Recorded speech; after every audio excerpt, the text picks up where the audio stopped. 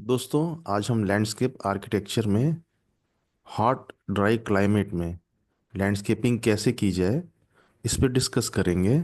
और इस डिस्कशन को हम सिटी झांसी, उत्तर प्रदेश से स्टार्ट करेंगे। तो इसमें जो है झांसी सिटी का जो क्लाइमेट है ये हॉट एंड ड्राई है। और यहाँ वेदर एक्सट्रीम्स होते हैं।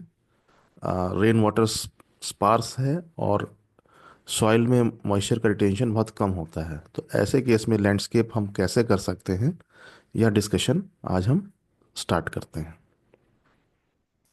बेसिकली क्लाइमेट जब हम डिस्कस करते हैं तो चार चीज़ों को जानना बहुत ज़रूरी है।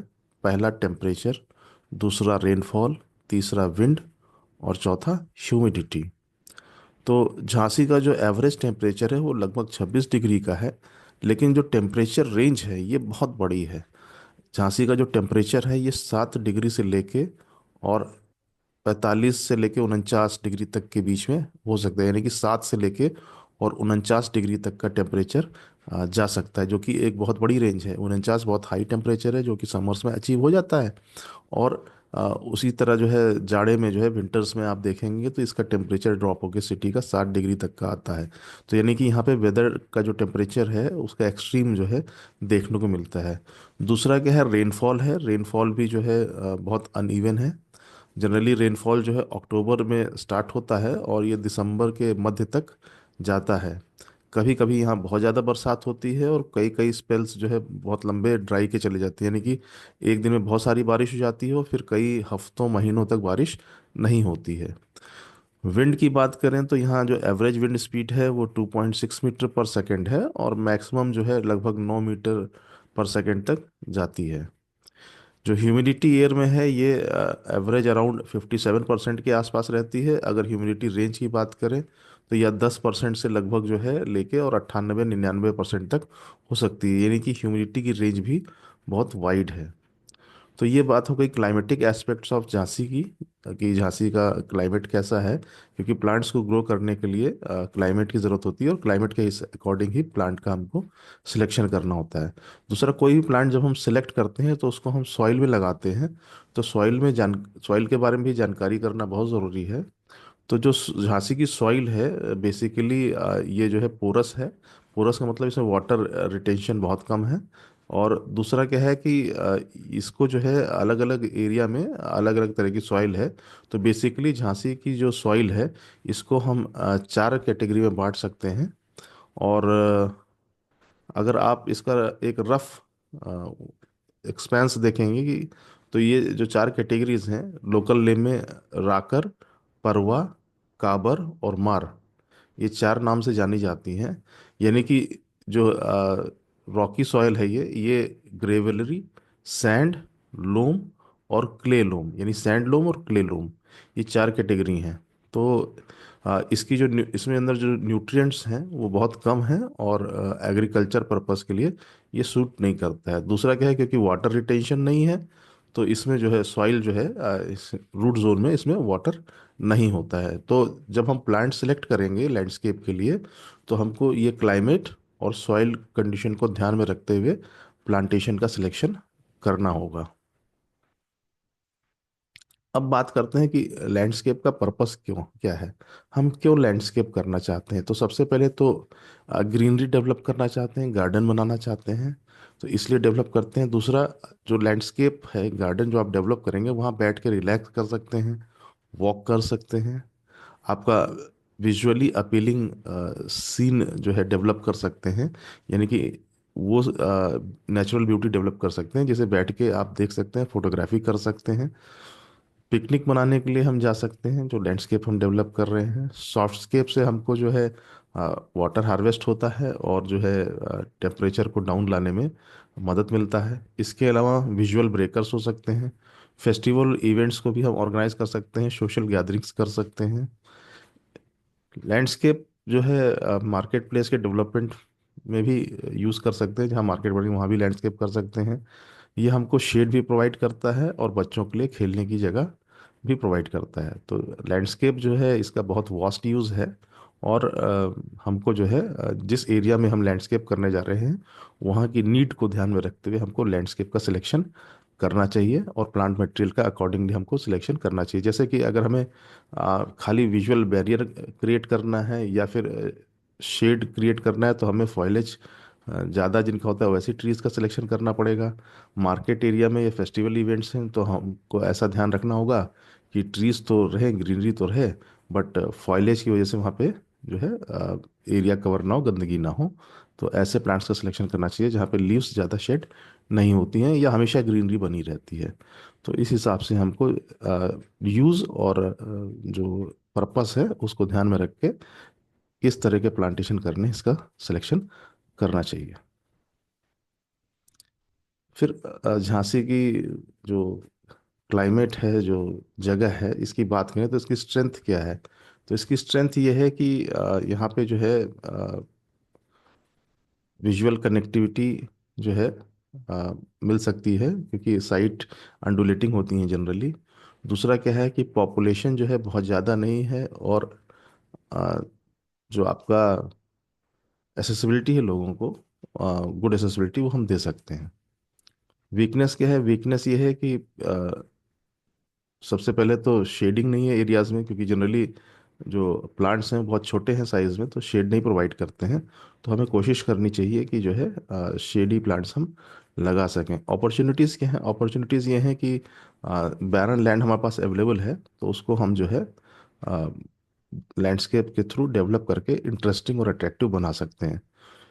फिर थ्रीट्स क्या है? थ्रीट्स ये है कि आप जो आपका ट्रैफिक है ये अनकंट्रोल्ड है, तो ट्रैफिक अनकंट्रोल्ड होने से क्या होता है कि जो भी प्लांटेशन करते हैं तो वो डाई कर सकते हैं। तो ट्रैफिक को हमें कंट्रोल करना चाहिए through the means of traffic lights.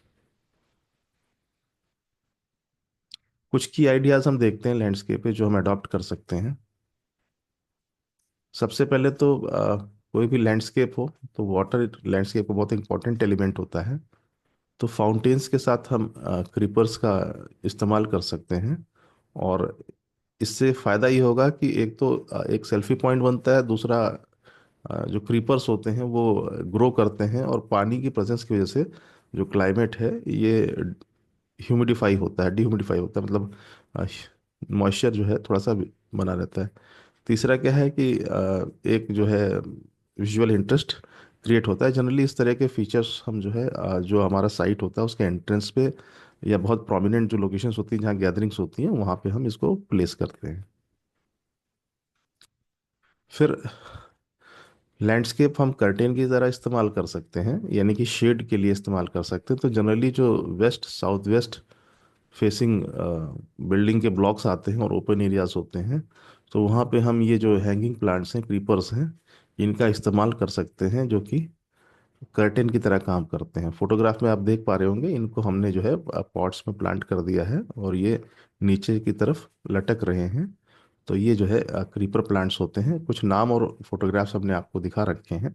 तो इनको आप जो है लैंडस्केप में इस्तेमाल करके नेचुरल कर्टेन बना सकते हैं। या जो प्लांट्स हैं ये सनलाइट सबकी सब एब्जॉर्ब कर लेते हैं और बिल्डिंग को कूल रखते हैं। दूसरा जो प्लांट्स होते हैं इसमें दो कैटेगरीज हैं, एक तो ग्रीन है और दूसरा फ्लावरिंग है। फ्लावरिंग में एरोमेटिक प्लांट्स हो सकते हैं जो कि आपको एक नेचुरल एरोमा प्रोवाइड करते हैं।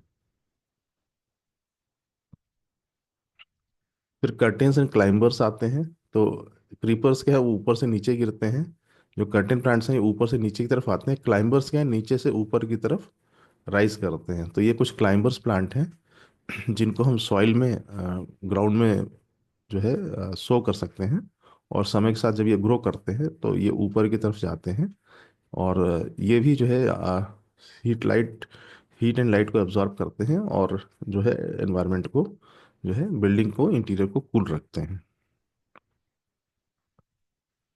फिर ये कुछ बूगनवेलियाज हैं जिनको बहुत कम मेंटेनेंस की ज़रूरत होती है, जो कि आप जो है प्लांटेशन में यूज़ कर सकते हैं।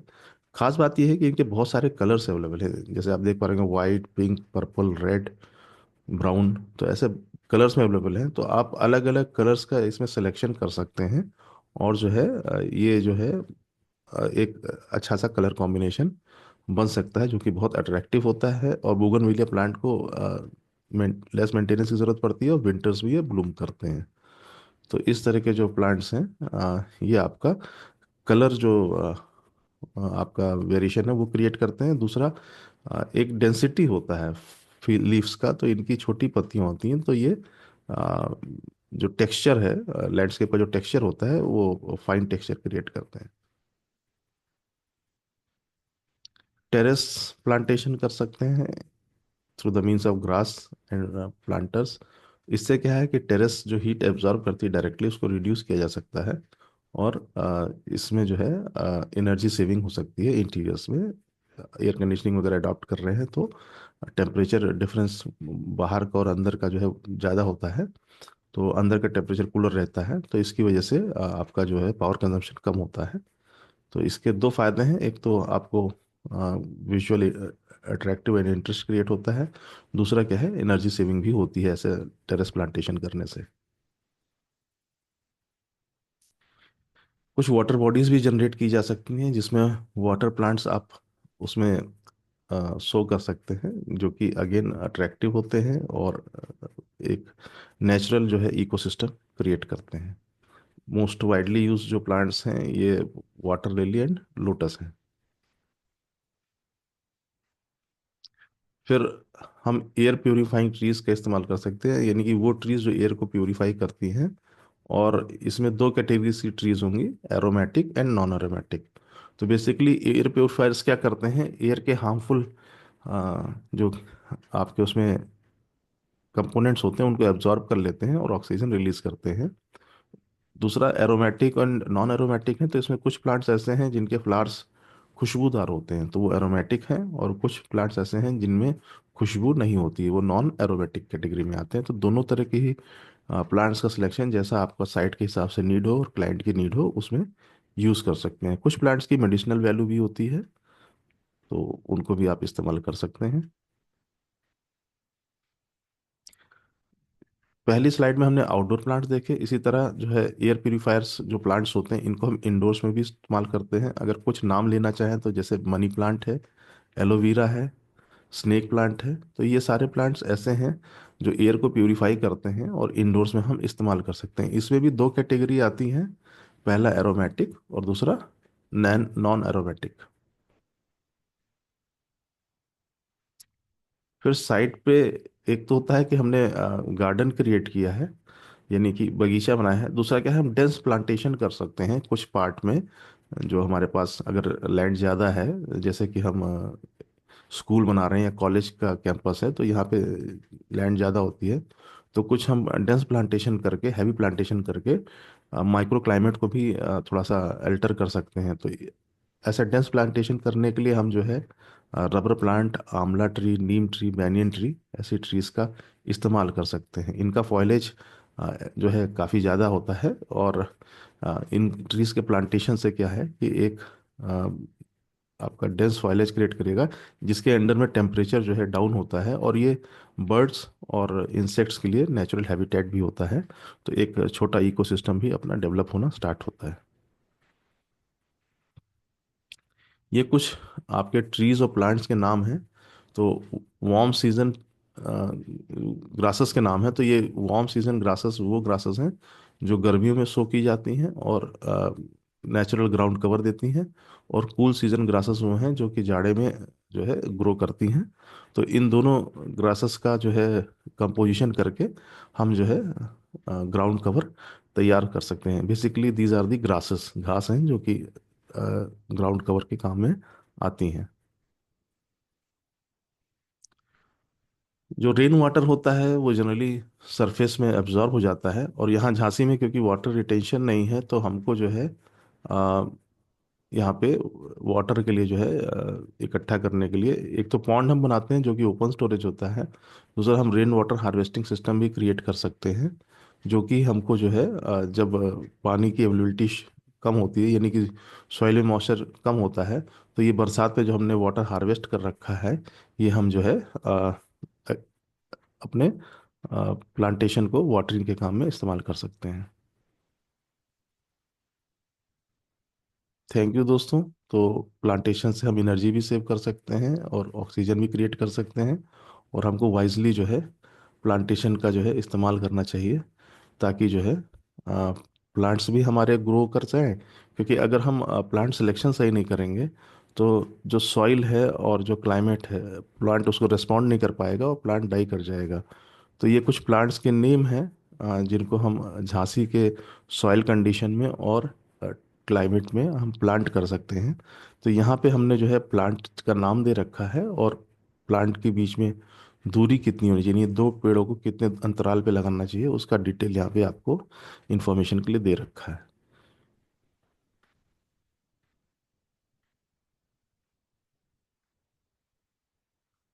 बेसिकली प्लांट्स को जो है हम हेजेस के लिए इस्तेमाल कर सकते हैं। हेजेस मतलब आ, एक पार्टीशन के लिए ये दो तरह का फ़ायदा देगा। एक तो बैरियर क्रिएट करेगा, दूसरा क्या है कि नॉइस को एब्जॉर्ब करके नॉइस रिडक्शन करेगा।